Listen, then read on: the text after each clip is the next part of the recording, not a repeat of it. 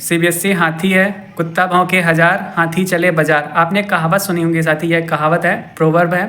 तो देखिए आज हम फाइनली जो बात करने वाले हैं, सीबीएसई जो है अपने सामने किसी के सुनने को तैयार नहीं है। और कहीं ना कहीं जो आपका चैलेंज था साथी, आप 10 तारीख तक जो है आप चैलेंज कर सकते थे, इसकी भी डेट जो है, डेट तो आपकी सेम ही रहेगी रात 12 बजे तक, लेकिन कहीं ना कहीं साइड प्रॉब्लम आ गई है, विंडो ओपन नहीं हो रही है। चैलेंज आप करेंगे तो कैसे करेंगे, और इतने सारे एरर्स हैं। आज मैं क्वेश्चन बताने वाला हूँ आपको कि किस किस क्वेश्चन पे एरर्स हैं, ठीक है। अगर आप जानना चाहते हैं ना कि कौन कौन से क्वेश्चन गलत हैं, आप ही के द्वारा सब दिए गए क्वेश्चन से मैंने सब इकट्ठा कलेक्ट कर रखे हैं। और आज मैं इसी मुद्दे पे बात करने वाला हूँ कि आखिर कौन कौन से क्वेश्चंस जो हैं आप जो है चैलेंज अगर करना चाहते हैं तो बिल्कुल कर सकते हैं। और अब एक दो क्वेश्चन के बाद मेरे पास प्रूफ भी हैं, मैं दिखाऊंगा, साथ ही बताऊँगा कि हाँ प्रूफ आपको कहाँ से अवेलेबल होगा। चलिए आइए फिर ये सब चीज़ें मैं जानता हूँ। जैसे कि आप लोग ये क्वेश्चन देख रहे होंगे स्क्रीन पे, doctors prescribe blood test for patient to confirm malaria, blood test is done. ठीक है, आपके सामने 4 ऑप्शन दे रखे हैं, 1 2 3 4। तो इसमें कहा गया है कि option 4 is the correct answer according to NCERT book. देखिए एनसीईआरटी बुक के अकॉर्डिंग अगर बात की जाए तो आंसर आपका 4 जो है बिल्कुल करेक्ट होना चाहिए। देखिए आपका प्रूफ भी दिया है। प्रूफ आपको कहाँ से मिलेगा, तो proof NCERT standard 5th class की बुक जब आप उठाएंगे, चैप्टर नंबर 8 और पेज नंबर आपका 69 पे मिलेगा। पेपर 1 में ये क्वेश्चन आया था, ठीक है, पेपर 1। और जो सेट की अगर बात कर ली जाए तो सेट आपका जैसे कि IJKL था तो उसमें आई सेट है आपका, ठीक है। तो ये सारी चीज़ आप यहाँ से देख सकते हैं और बिल्कुल इस पर चैलेंज भी करना चाहिए।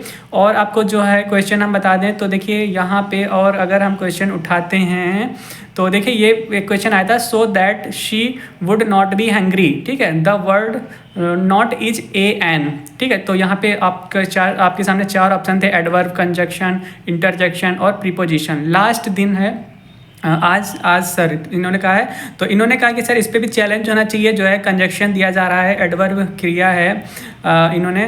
तो ये का ये क्वेश्चन क्वेरी आया था। और देखिए पेपर 2 इंग्लिश 139, आप समझिएगा पेपर 2 इंग्लिश में कौन कौन से एरर्स हैं, डाउट हैं।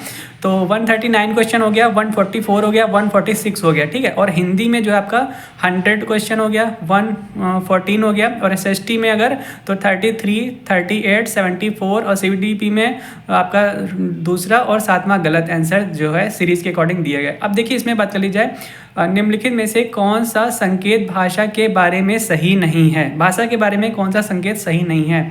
संकेत भाषा प्राकृतिक भाषा है, संकेत भाषा की व्याकरण नहीं होती है, संकेत भाषा में व्याकरण होती है, या फिर संकेत भाषा के बहुत से प्रकार हैं।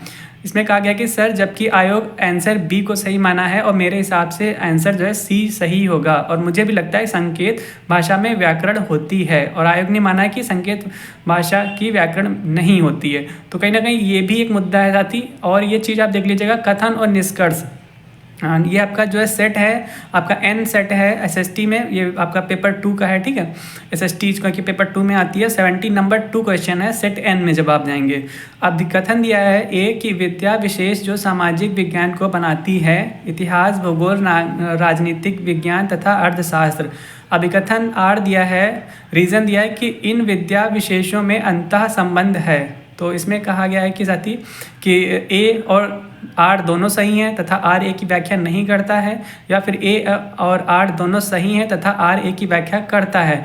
इसमें से कौन सा सही है, यह जो प्रश्न है चैलेंज करना उचित है, ठीक है। तो ये भी आपका क्वेश्चन है। और जान लेते हैं, देखिए आपका जो है हिंदी का क्वेश्चन आपका 142 और 145, हिंदी और इंग्लिश सेम क्वेश्चन है आपके।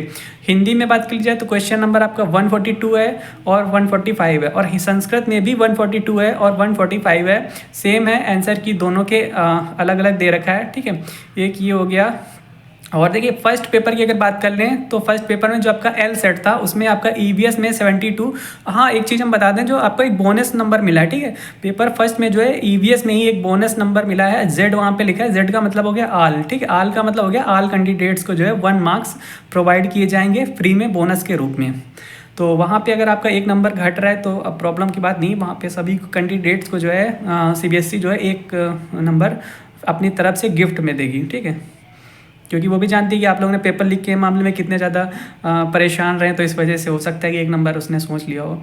हालांकि जो है सही नहीं किया है CBSE ने, जो इस पर कोई मामला ना, इस पर कोई बयानबाजी ना करके छात्रों को उल्टा परेशान कर रहे हैं, देख रहे हैं 10-10 15-15 क्वेश्चन आंसर की में आपके गलत दे रहे हैं। आंसर की भी बनाई है तो पता नहीं कैसे बना दी है कि छात्र परेशान है, मतलब कि पता नहीं कैसे आंसर की कहाँ से क्या उठा के बना दिए हैं, कुछ समझ में नहीं आ रहा है, इतनी हड़बड़ाहट गया थी उनको।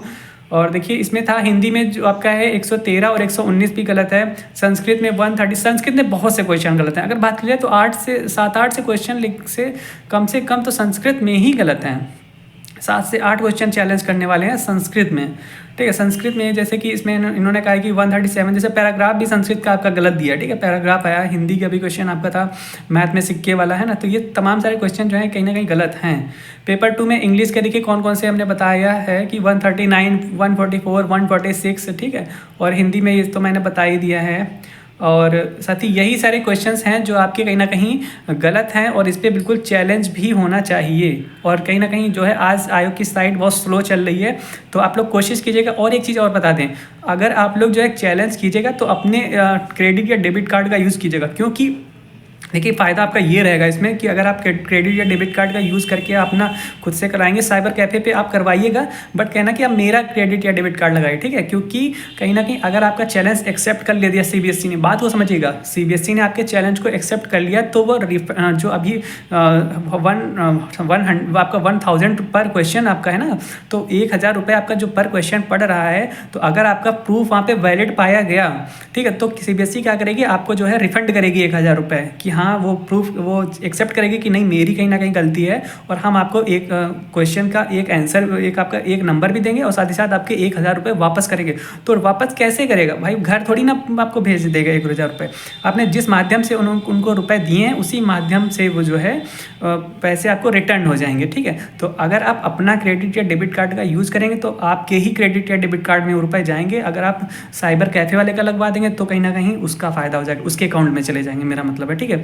तो आप बिल्कुल ये चीज़ को समझ के, और आज आपके पास लास्ट डेट है, लास्ट टाइम है 12 बजे तक का, और चैलेंज अगर आप करना चाहते हैं, मेरा तो मतलब है कि अगर आपके 1-2 मार्क्स से रुक रहा है तो आप बिल्कुल भी मत सोचिए, 1000 रुपये के चक्कर में आप बिल्कुल मत सोचिए, चैलेंज कर दीजिए। क्योंकि पूरा लाइफ का सवाल है। आप सोचिए कि अगर आपके जो है मार्क्स आ गए तो आप हमेशा के लिए ये टेंशनबाजी से छुट्टी पा जाएंगे कि मेरा सीटेट का एग्ज़ाम फिर हमें देना पड़ेगा, अगस्त में यार फिर देना है, जुलाई में देना है। आप इससे मुक्ति पा जाएंगे अगर आपका सीटेट का एग्ज़ाम क्वालिफाइड हो गया, ठीक है, उसी 1000 या 2000 के चक्कर में। तो मेरा मानना यही है, अगर आपको लगता है आपके पास वैलिड प्रूफ है, आप चैलेंज कर दीजिएगा, ठीक है, बिल्कुल मत सोचिएगा।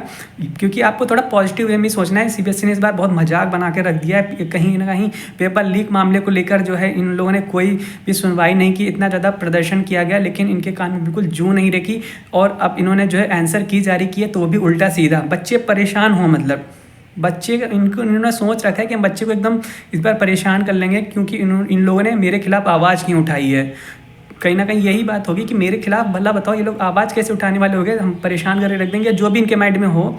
फिलहाल ऐसा नहीं करना चाहिएगा। और हाँ, अगर रिवाइज्ड आंसर की आप सोच रहे हैं तो रिवाइज्ड आंसर की भी नहीं आने वाली है। आपका जो भी नंबर साथ ही जो बढ़ेगा ना, आपको डायरेक्ट रिजल्ट में देखने को मिलेगा, ठीक है। इनकी रिवाइज्ड आंसर की नहीं आती है, नहीं ना ही ये लोग जारी करते हैं।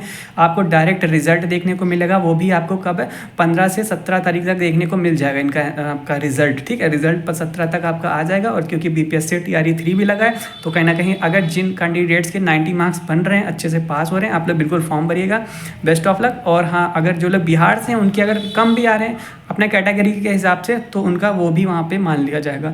चलिए फिर मिलते हैं नेक्स्ट वीडियो में, तब तक आप लोग अपना ख्याल रखिएगा एंड मुझे भी इजाज़त दीजिए। भगवान करे आपका दिन शुभ हो।